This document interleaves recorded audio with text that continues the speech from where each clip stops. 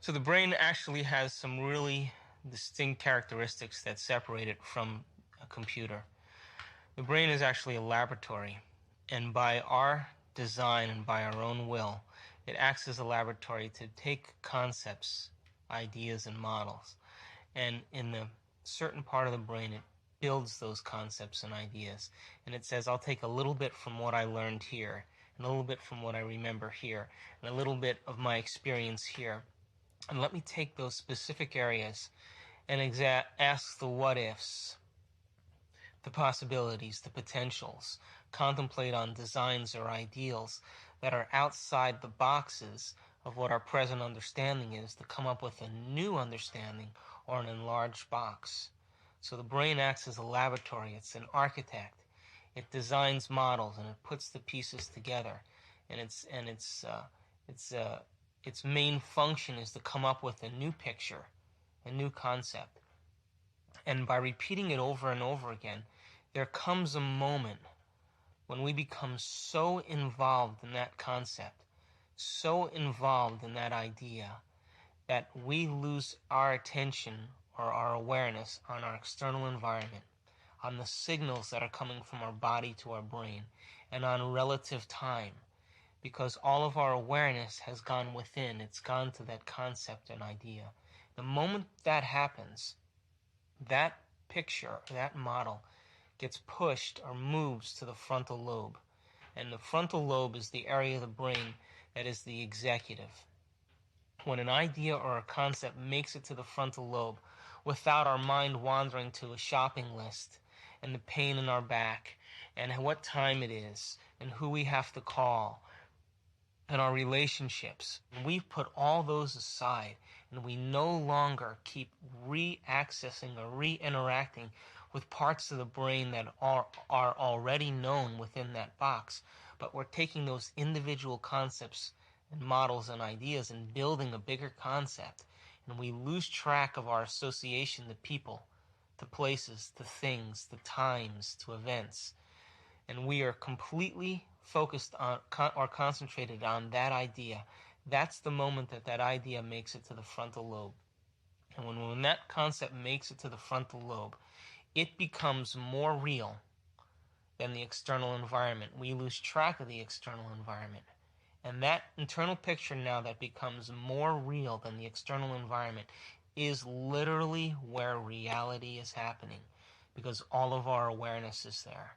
At that moment, another part of the brain becomes activated.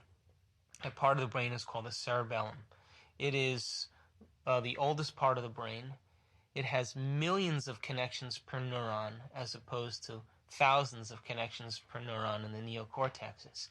And that ability for that brain to become activated literally endorses or gives life to that model and causes the brain to become rewired and actually change reality, our perception of reality. The best way that a human being can become that observer is, first of all, having the awareness or the understanding intellectually that they don't always have to make the same choices over and over again. And secondly, put yourself to be put in certain situations experimentally in your own personal life where you actually override those mechanisms in your body, and that takes practice. It's not something that we can do immediately because there is a tendency biologically for us to respond to preserve the body. The brain has certain centers in it that are only concerned with the preservation of the body. And the moment that we respond, those centers kick in, and it becomes almost breaking the habit of being human. We have to gain control and override those physiological functions that happen in our body. And the moment that we do that, each time we override those physiological responses, we're changing brain chemistry and actually breaking the addiction to that stimulus and response that so many people live by every day. Is there a physical change that happens in the brain, or is it just in some nebulous mind state that this change happens? Well, in order to explain the physiological chemistry in the brain, let's just back up here and give you just a little bit more on anatomy and brain function so that we can address the chemical changes that take place in the body. But remember, we talked about that tree that has all those branches that connect to other trees, and every place that it connects forms a thought or a memory. And that memory becomes wired in the brain. And if we get a series of experiences and information, we call that whole cluster of neurons a neural net. Well, every experience that we've had in our life that the brain builds on, it builds on a law of association. In other words, we learn about an apple by understanding first that it's red, and then we understand that it's round and it's smooth and it tastes a certain way, and it makes a certain noise when you bite into it, and so we develop a neural net that describes ourselves in terms of our interaction with an apple through our five senses. But if we start as a child, started to realize that not all apples are red, that they could actually be green, the moment we understand that all of a sudden causes the neural net to take more of a shape. And we actually build concepts based on this law of association. What we see, what we smell, what we taste, what we hear, what we feel.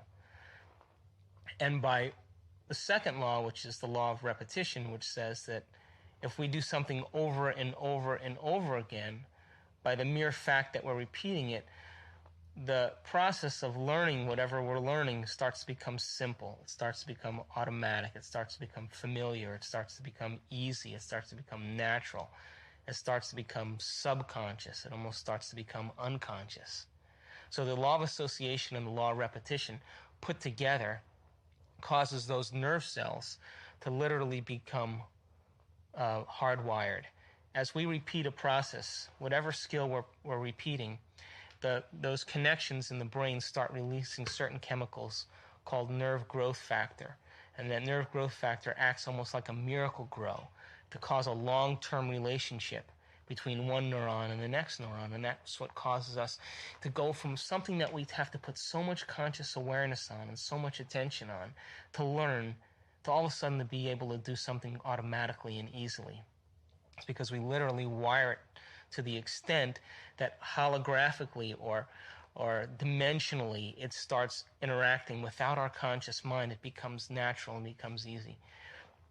So we have those same mechanisms structurally in our brain for certain attitudes or certain emotions that we live by on a daily basis. All the attitudes that we have had experiences with in our lifetime based on how we live. For example, the neocortexes in the brain, which are the where conscious awareness exists, is where all those connections take place. So everybody that we meet has their own series of intellectual experiences and experiences that they've had in their life, whether they were raised in a single family, or they were raised in with many children, whether they went to college, whether they studied art, whether they studied law, whether they studied music, what their religious beliefs were, what their culture was, where they lived geographically. All of that forms that neural net in our brain. If they were loved and encouraged as a child, or if they were abused physically. And so all those experiences shape neurologically the very fabric of what's taking place in our perception or in our world. Those exact processes in terms of neural nets also exist in our brain. And when we respond to our environment, certain aspects of those particular neural nets are going to kick on or click on that are going to cause chemical changes in the brain that are ultimately going to cascade